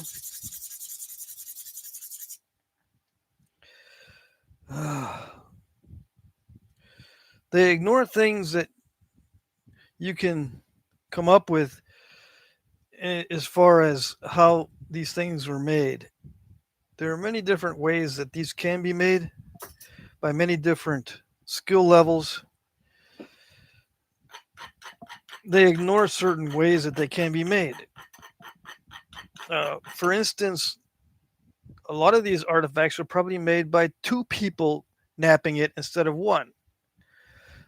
Like one person can be holding it or instructing certain blows, right? One person can be holding it while somebody else does the blows, does the hits, or one person can examine it and they can be handing it back and forth between an experienced napper and a non-experienced napper and discussing it.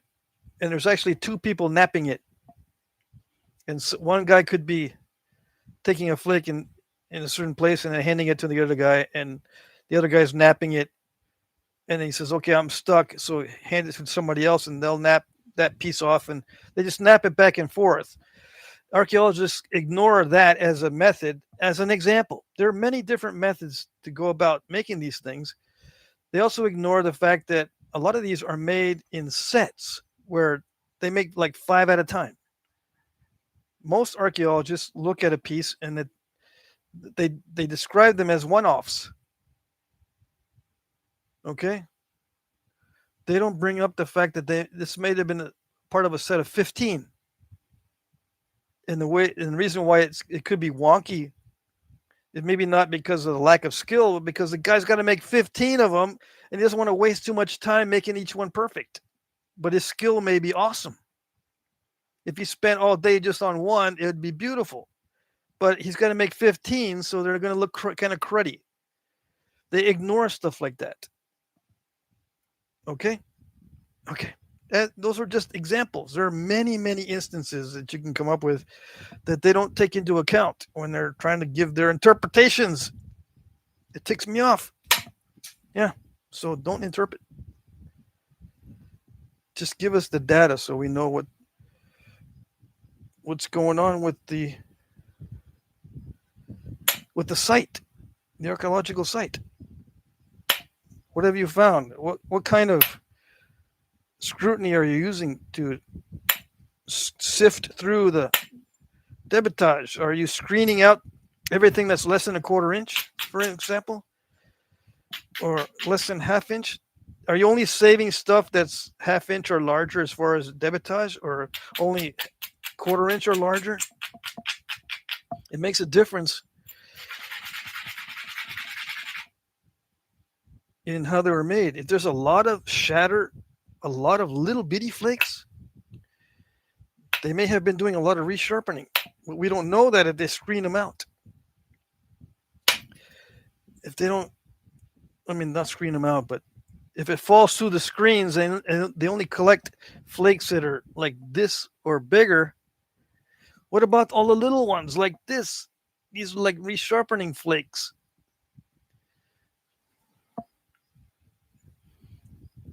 Another example. So you need to know what they're ignoring, what they're looking at, and that comes from studying the data. And you have to know a little bit of how logic proceeds to know that they're proceeding well in the data gathering itself.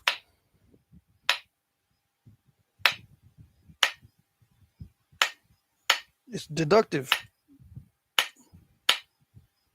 You don't start with the idea that, okay, this site looks like it's blah blah blah, so let's collect the data that would support what we're thinking. No, you just collect all the data, and then you start to figure out from the data what's going on.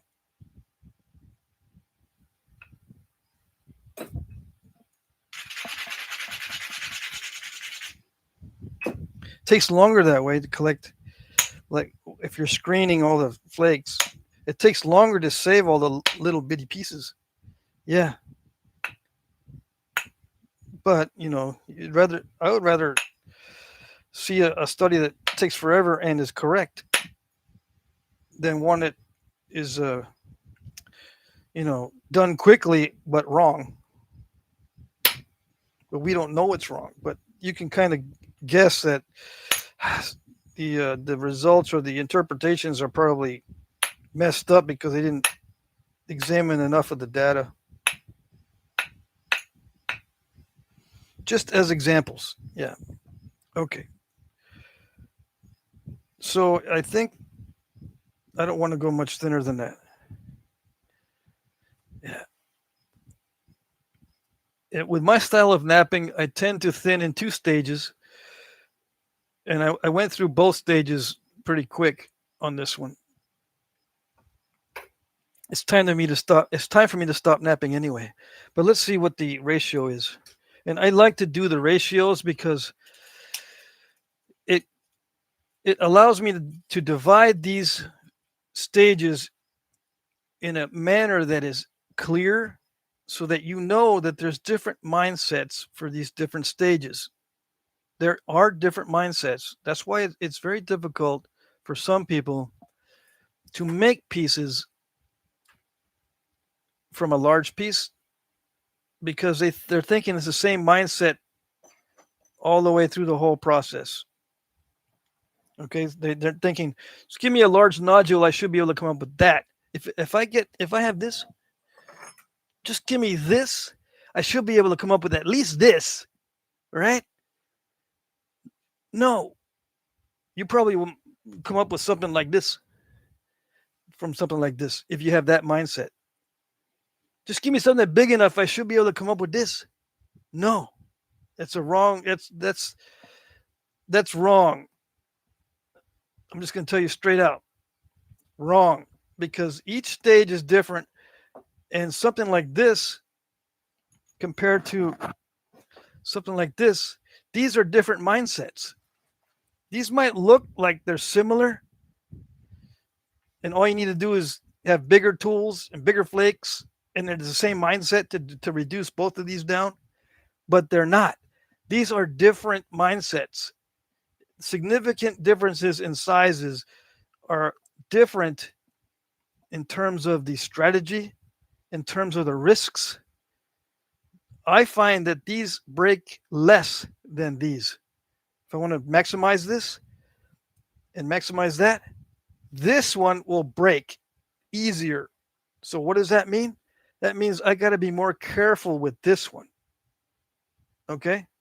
It doesn't seem like it's intuitive. Like you would think, oh, this is a big one. I can go crazy and I got a lot of room and all that kind of stuff. I'm just looking for something like this. Yeah, so I'm gonna have fun. I'm gonna get a bunch of flakes off of that. I don't have to be that careful.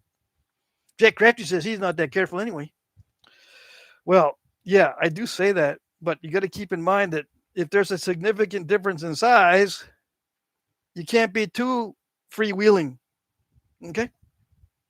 I mean, I think I've made that clear before, but it maybe not. Maybe some people only see a few of my videos and they got the wrong impression. All right, so just because you got something big doesn't mean you can come up with something good of a reasonable size. I find it much easier to break these stages down into different categories according to width to thickness ratio, so that you know that, okay, he says there's a different mindset, so maybe I should pay more attention. Yeah, that's the way to do it. All right, so 52 divided by 6, 7. 52 millimeters divided by 7. That's like 7 to 1. Okay, so 6 to 1 is my usual. And from 6 to 1, I can make anything. And it'll be passable as something if you wanted to recreate something from the past. It's passable as something from the past if it's 6 to 1, right? Even at 5 to 1 ratio, it still will pass as something that was made in the past. Okay, if you want to go thinner, like 7 to 1, 8 to 1, 9 to 1, and so forth, again, it's a different mindset. You have to be very, very careful. And the more experience you have, the thinner you can go. Yes, you can also be very aggressive with the risks and then get lucky and make a bunch and break a bunch. You can do it that way too. And that's something that archaeologists also ignore is how many breakages per successes do these people have in the past. It looks like maybe they were highly skilled at getting them thin, but they don't know that they're only successful maybe 1 out of 6 times. As an example, maybe he broke 6 bifaces just to get one super thin one. Why they would do that, I don't know, but it's a possibility. And that is part of how they were made. Yeah.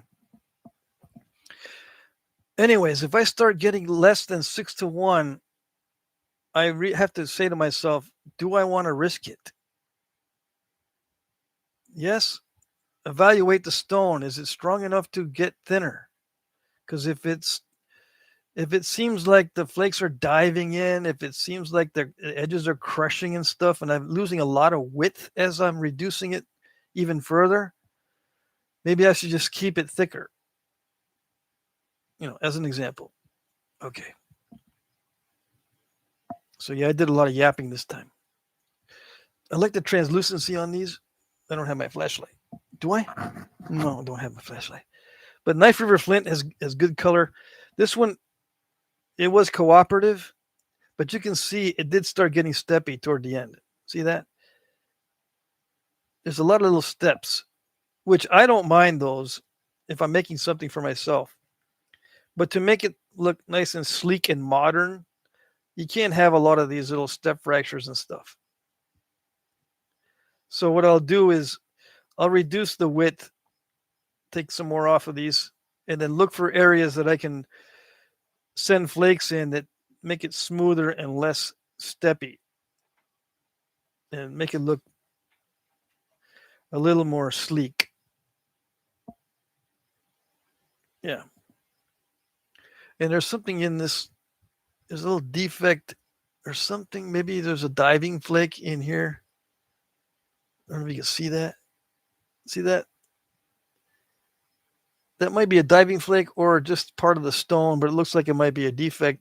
That kind of stuff doesn't go for a modern point. You shouldn't have that kind of stuff in there. See how it looks like it's a step fracture? You don't want that on a modern looking point. Yeah. And modern points, believe it or not, sell better. Modern looking stuff sells better than stuff that looks ancient. Yeah. If you want to make money with Flintknapping. Okay. Which a lot of people do. They say, "Yeah, you can make side money. I want a side hustle. Show me how to side hustle them rocks." All right, I'm going to show you how to side hustle them rocks. What else we got? Where's Mike Tufts? Yeah. Hey, Marty's here. Woohoo.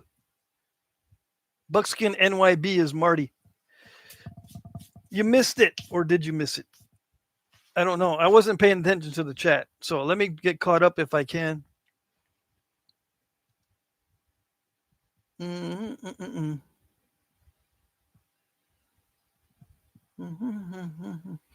Sal says, it sounds like me starting out, breaking 10 to make one. Yeah, I remember those days too, breaking a bunch just to get one that's thin. I said, I don't care. I'll break a billion just to get one that makes it look like I know what I'm doing. Yes. I'd say it's worth it, man. If it makes me look like I know what I'm doing, I'll break a whole ton. The bad part is eventually you got to nap in front of people and they'll go like, "You made that?" "Yeah, I made that." "You did?" "I mean, what is it?" "Well, I have an artifact that looks like that." "I've never seen an artifact like that." "You sure you made that?" "I mean, you sure this guy over there did make?" "Because I've seen you make some awesome stuff." "Yeah, well, you didn't see all the stuff I broke." "Really?" "Yeah." So you're going to have that conversation eventually. Hey, Bill Hansen says, Patrick, Alan seems to think Jake gets so many views because he films in portrait mode. Have you tried it? Yeah, I tried it. I've tried filming in portrait mode. I hate portrait mode, right? Myself. But I have tried doing it, right? Just because it's in portrait mode doesn't mean you get lots of views. You can look at other guys that do the live streams in portrait mode and they get like 10 views. Just look at other guys. I mean, you probably don't surf the net enough to know, but you can look at other YouTubers that have done portrait mode live streams and they don't get many views. There's something else going on with if you're getting a lot of views, there could be two things going on. One, YouTube likes it for some reason because either your title matches searches that YouTube wants to show people, or the YouTuber is promoting or paying money for YouTube to show it across YouTube, or both. Maybe I don't know. I'm not saying that he did that Gulf Coast Napping is promoting his videos, but that's one way to get it to that level. Like I can get my videos to higher levels if I spend money promoting. I can spend thousands of dollars and get probably hundreds of thousands of views by promoting my videos because that's the option. That's one of the options. I don't do that. I've never done that. And I also don't make my presentations or my thumbnails according to what YouTube says I should be doing.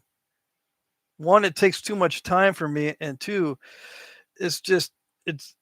I lose interest if it gets too technical. Yeah, it loses its fun. It becomes a job. It is a job already, but it becomes more of a job if all you're doing is you're following instructions. You got to do this and that and this and that. Make sure that the file name is the same as the title. Make sure that the title includes certain keywords. Make sure your thumbnail is clear, good photography. Make sure these live streams have good lighting, that the perspective is good, that you're talking in a manner that is generic, and so people can understand it like they're five, and don't go too deep into to the subject and lose people. You want to keep it on the surface. You don't want to be doing a lot of complex explanations. All this stuff is instructions that make the video production less interesting. I just like to wing it and make doo-doo with what I got. I'm going to be starting to do more as far as quality, investing more time in producing better quality. But I'm not going to follow every single instruction that YouTube wants me to follow, because it makes it less interesting and it doesn't always work. Yeah. Let's see. Marty says, I guessed the ratio correct, Patrick. I won the door prize. Yeah. Sal says, Patrick was napping, so I figured 8-1. Yeah, if I want to make like a Montel, I'll try to get it down to 8-1 with the thickness ratio as an example. But normally I just stick to 6-1. But there's certain point types that are very thin. Certain point types are actually very thick. Someone wanted me, I asked recently if you wanted me to do a twisted point. Someone said, yeah, do it. Show us how to do twisted points. Well, they have to start out very thick, but I'll do one eventually. So there's differences in thicknesses, but I normally just settle for 6-1 ratio with the thickness ratio. AA Ron is here. Awesome. Hey guys, you made it like 1 minute before the end of the live stream, or 3 minutes. Tommy Taylor's here. I missed your entrance, I think. Let's see. I got 8 views on my first live stream, says Sal. Then it was funny because Patrick said I was cheating, picking out my flakes. Too funny. Yeah. And you did it in portrait, right? I bet you if you had paid like $200 to promote that video, you would have gotten 50,000 views. Yeah. The promoting the videos actually matters a lot. Yeah. And some businesses, that's how they do their business. In order to advertise their product, they promote the videos. They're not making revenue off the video itself. The revenue comes from the product that they're selling. So I'm not sure. I think Gulf Coast Knapping sells rocks, right? So his business is not in the videos themselves. His business is in selling rocks, I think, and selling points. My business here on this channel is mainly the videos. Of course, I make more now with auctions, but it was just videos. So the more videos you make, the more money you make over time. That's what I was going for. But there are ways to make more money from the videos without having to promote the videos. Yeah. But it's a lot like napping. It's hit or miss. Sometimes people really like a certain topic, like my bottle bottom napping on the Clorox bottle bottom did a lot better than other bottle bottom nappings. And I think it's because of the name Clorox. So it's a hit or miss. Just like napping, sometimes you get really thin points and you get lucky. And the point looks awesome. And you don't know why. You've napped this material before and it didn't thin down this well. And the days that you had napped before seemed like good days, but I guess they weren't. And this day was like a normal everyday day. And you had an awesome arrowhead. Amazing. Same with making videos. The videos that I look back and I look at my videos that have done very well. Which is funny, the video that has done the best of all my videos, I hated that video. the spalling video with the hammerstone. I hated that video because people were keep telling me, "Look at all that waste. Look at all the flakes on the ground. What are you gonna do with them all? It's all wasted, wasted, wasted." I got so many comments about you're wasting everything. You're stupid. What are you doing? I hated that video, but that one has done the best. Yeah. So I don't try to plan out which videos are doing, which videos are going to be doing well. Trying to predict, but I will try to improve the quality because uh, it's interesting to try to improve the quality.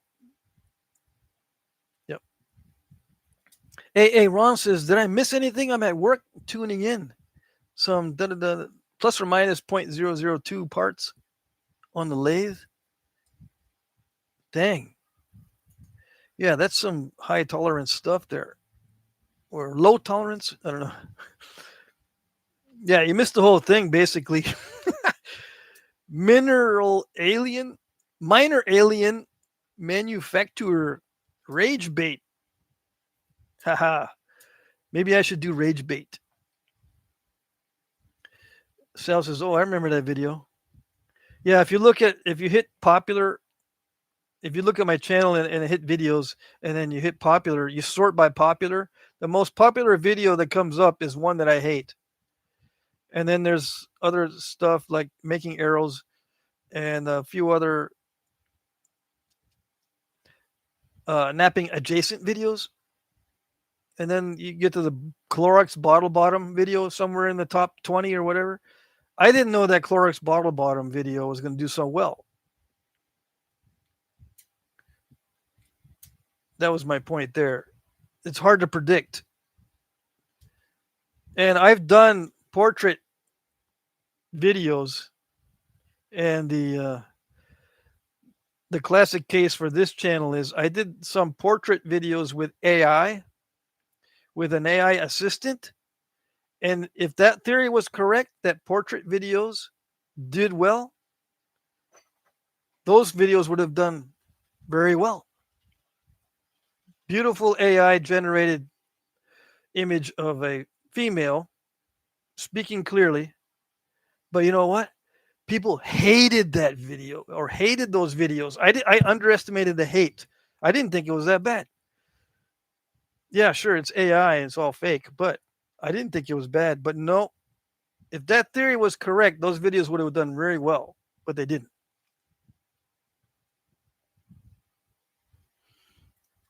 What did I miss here?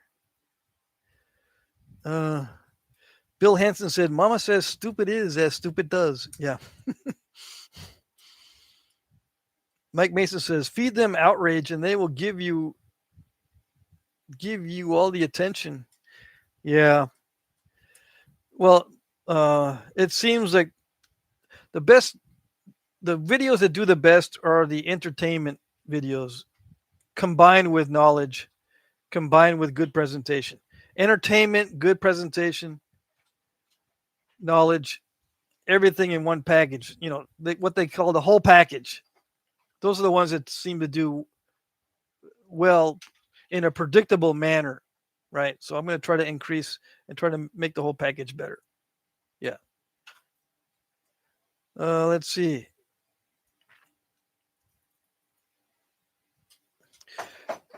Minor Alien says, "It's so nice to watch you. I'm glad to find you. I'm in Germany. There are not many nappers." Yeah, that's true. Who can I say off the top of my head from Germany? Um, I know one guy from Germany. I can't remember his name. I can't remember the YouTuber. Um,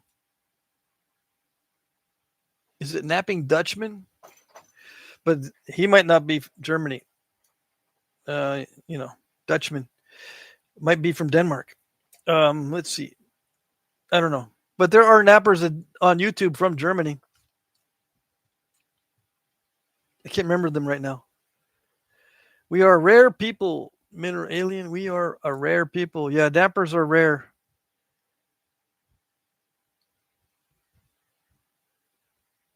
Mike Mason says, I can't believe the views on some of my shorts. I think they got an initial boost somehow.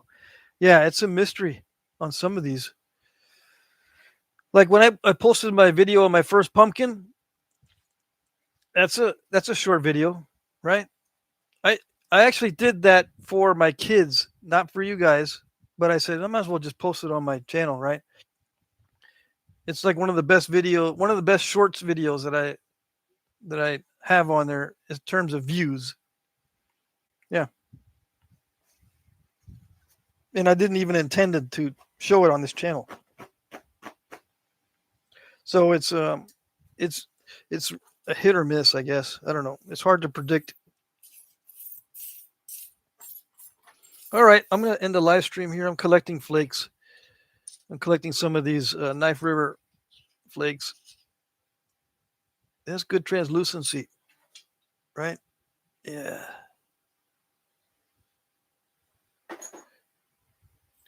Some of these obsidian flakes are good. I'll be collecting flakes during the snap in Texas. But I actually have a lot of flakes. I don't need to be collecting so much anymore.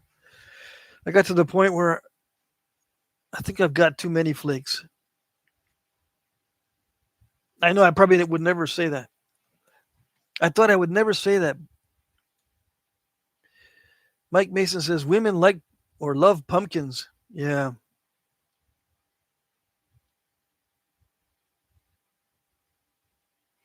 What does that mean, Bill? Blood stump by who bit you? CO off? I don't understand what that means. Okay, I'm going to end the live stream here. I could go on for another 30 minutes or so just yapping, but I'm going to end the live stream.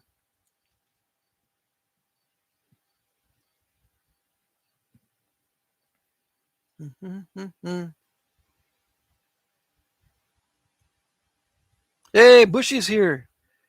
I made it. Goodbye, everybody. See you, Fat. Hello, goodbye. Yeah, you finally made it.